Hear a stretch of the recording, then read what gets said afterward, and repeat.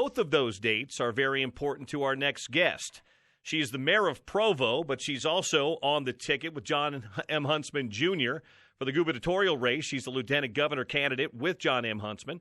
And, of course, she'll be part of that ticket you'll be voting on June 30th. She'll also have some keen interest in that game coming up in 76 days as well at Rice-Eccles Stadium.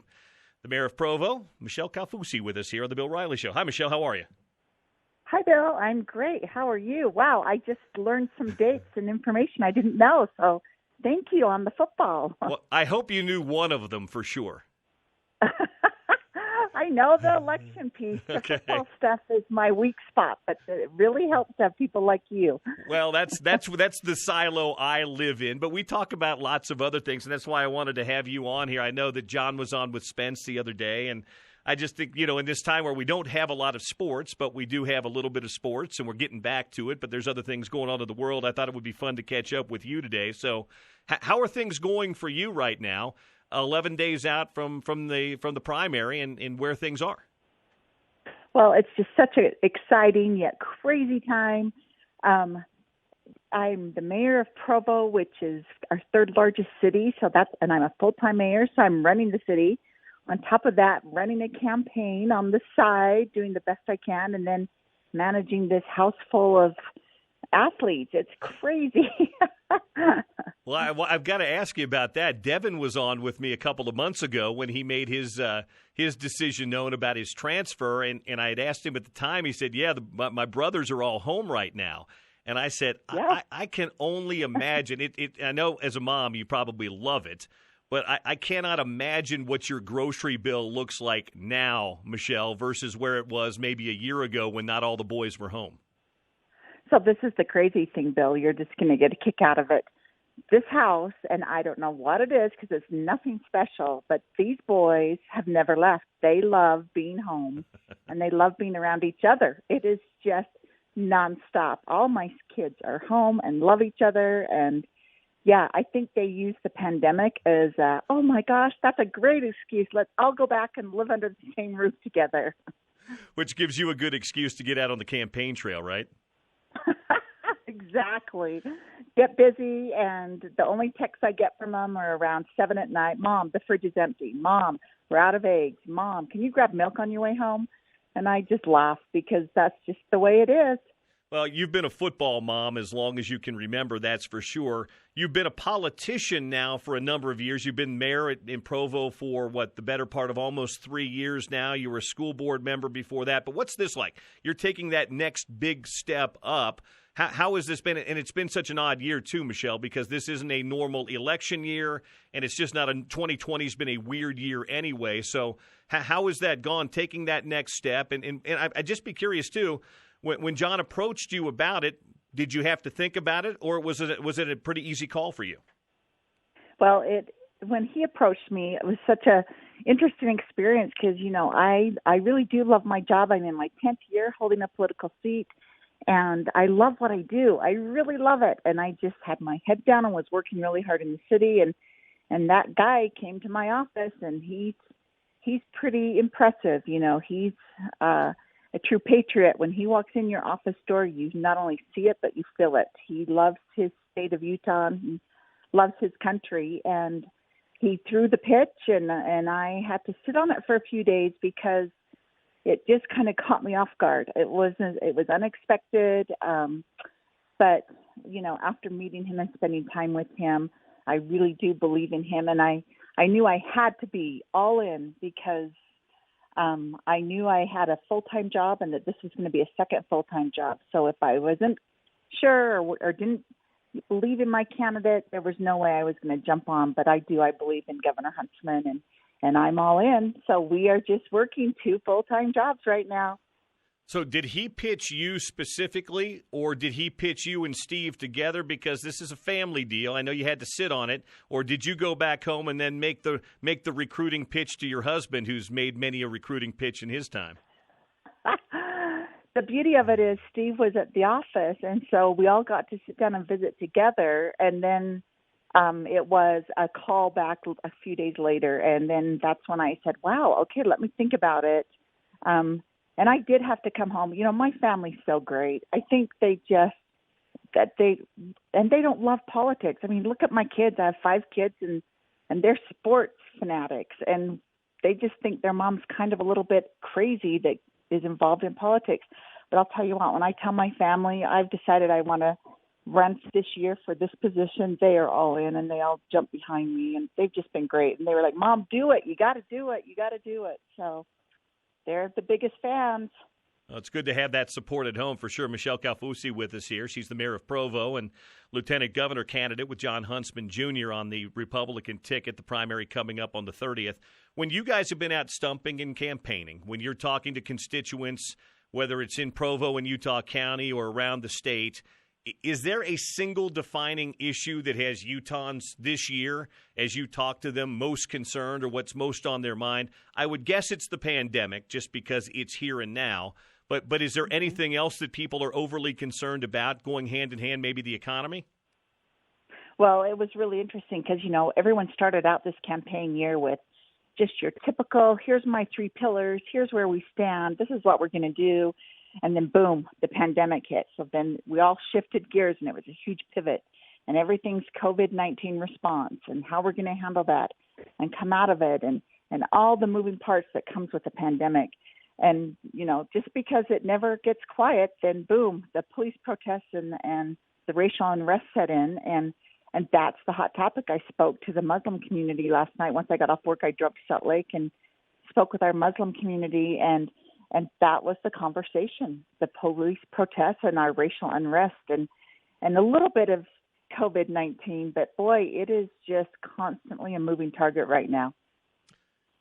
What was your motivation? I'm just curious what everybody's got to get into politics. I mean, not this particular race, but politics in general, because it's not a field that's for the faint of heart, as you know, Michelle, whether you're running for a school board or a city government or a state or national. Politics is a tough business. So I'm just curious where your love of it came from, because you don't get into it unless you love it and you really want to make it, because it's all encompassing in many ways. It is, and that's such a great question, and thanks for asking it, because people want to know what makes someone, especially in our community, women tend to not want to go out into the forefront. I mean, it's scary. You're the one in the arena. You're the one that's getting the arrows thrown at them. It's just usually not women's, it's not their nature to do it. But I'll tell you what got me thrown into it, and honestly, I wasn't looking for it. And that's why every day I just think, when I wake up, I can't believe I'm where I'm at. But what happened is I loved raising my 5 kids, and where they went, I went, and I came from kind of a little bit of a rough childhood and was able to get into the schools with my kids and spot those children that were being a little bit underserved, like I was when I was a child, coming from a really rough background and trying to do the best I could and navigate the public schools, and was able to pick up on those and start serving, and all of a sudden getting these little wins under my belt of, oh my gosh, I'm going to make this change. I'm going to go in for it. We made the difference and we impacted hundreds of children. Wow, that felt really good. And then there's a need for this. Oh my gosh, I can do this. I can fundraise. I can make this happen. And just those little wins along the way. And before you know it, everyone pushes you to the front, and you're board president of public education, and then you're the mayor of Provo City, and then a guy named John Huntsman shows up at your door. And again, none of this was planned out. It's just wanting to serve. The heart of wanting to serve and give back is what it is. Michelle Kaufusi with us here on the Bill Riley Show today, mayor of Provo, on the ticket with John Huntsman Jr. for lieutenant governor this year, primary coming up on the 30th. Have you been a fan of politics longer or a fan of sports longer? Were you always a sports fan, or did that come because of who you married and you became a sports fan? Because not everybody's a sports fan. Sometimes you just get indoctrinated in it. That is so true. So I married my husband when he was playing for the Philadelphia Eagles. And so it was baptism by fire. But, and then after that, it's just these little kids. I put them in everything.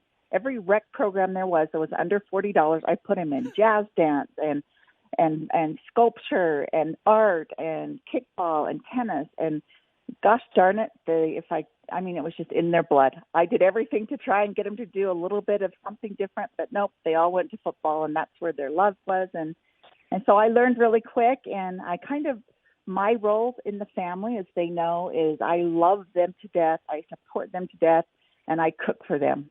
And that's what they love. I don't know the football talk very well. I know that when they get off that field, they're starving. And that's where I plug in. I'm just going to tell you the truth and be really, transparent. I don't think I've sat through a full BYU football game in my whole entire life, because I always leave and come home and cook dinner so that it's ready to feed all the kids and their friends when the games are over. Wait a minute. Even when some of those games late were close and competitive and they were coming down to the very end, you were getting up out of your seat and driving back home to cook? Absolutely. And sometimes long before it got to that point. Halftime's a wonderful time to either come to a football game or leave a football game. But don't tell too many people. Well, now I can understand some of those Utah games, Michelle, because some of those got out of hand pretty quick. I'm just kidding. Yeah, I'm just kidding. I'm just kidding. Well, you need to know Utah's near and dear to our heart. We were up there coaching with Kyle for 8 years, and so we're just a unique family when it comes to the state of Utah and football. Well, you guys, but it's what I always say about this rivalry, and I didn't grow up here, Michelle, but I've been here 19 years, and I broadcasted so many of these games.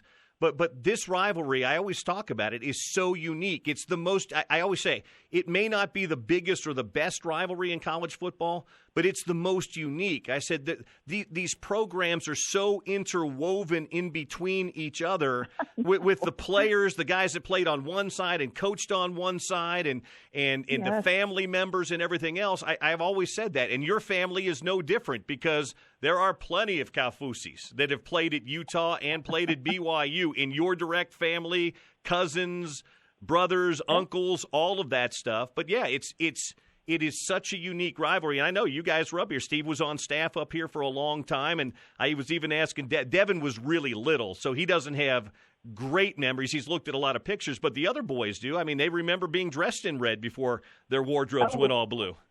I mean, you just know this family, and it doesn't matter. I mean, no matter what happens, wherever Steve goes or I go or the kids go, we're all in. It's not even we don't even have to second guess. Where they go, we go, and it's not just little baby steps. It's the Kaufusis are all in full support. So what was the meeting at the dinner table like when Devin decided he wanted to go to Utah?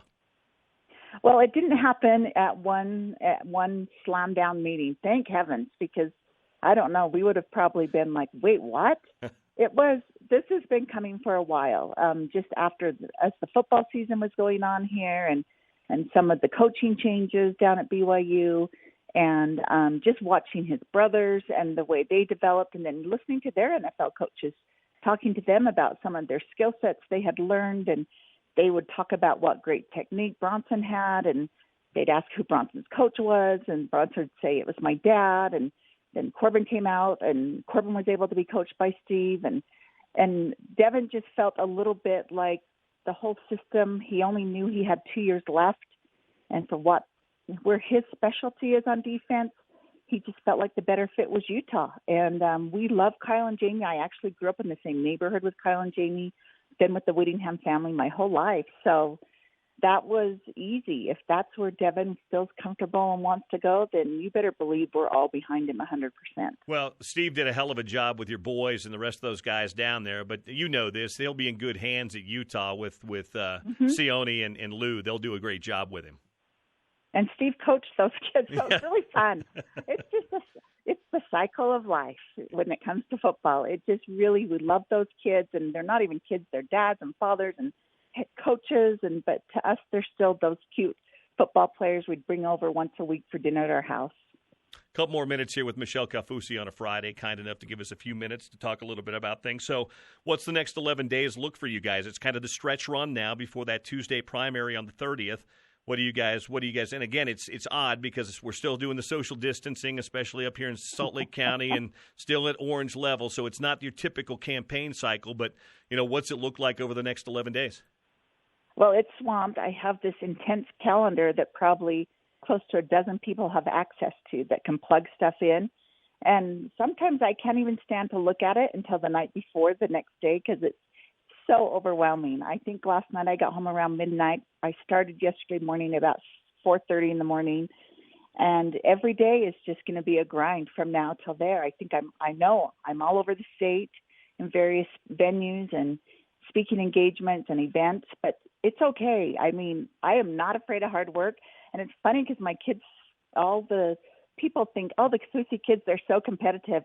I'll just tell you, Steve is the nicest guy. They might get his athleticism from him, but they get their height from their mom and their competitiveness from their mom. And that's no joke. By the way, I've never met you in person. How tall are you? Because your boys are ridiculously tall, and I know Steve is tall, but he's not as tall as the boys. Shortest, yeah, I know he's not as tall as the boys are. Family. It's hilarious. Who would have ever thought 6'5" would be the shortest boy in our family? But Steve is. He's the shrimp, and I'm about almost 6 feet tall. Okay. So I claim all the credit for their height, but that's about it. The athleticism, I'm super clumsy, so they get their athleticism from their dad. As you should. Claim what you can. All right, before I let you go, I'll just let you make your last pitch. What separates you and John from the other candidates on the Republican ticket this year? Well, the most important piece of that is experienced leadership. Governor Huntsman is coming in with a global vision, a state and a federal, whereas the other candidates don't have that. And because of our pandemic recession we're going to be coming out of, I can't think of a better person than to come in. It's not time to mess around and let's just try this candidate and see how they do for 4 years. No, this next 4 years is critical. We need proven and true experience, and John's the one. He's got it on that end of the ticket, and I've got it at the other end with the local government, the Board of Education, the down in the trenches, and together the ticket is just going to be non-stoppable. And this ticket, much like this state, very red, very blue, lots of intertwining between Utah and BYU. So it's just like everything else in this state and in football. Hey, Michelle, thank you so much. I know 15 minutes at a time like this is a big chunk of your schedule.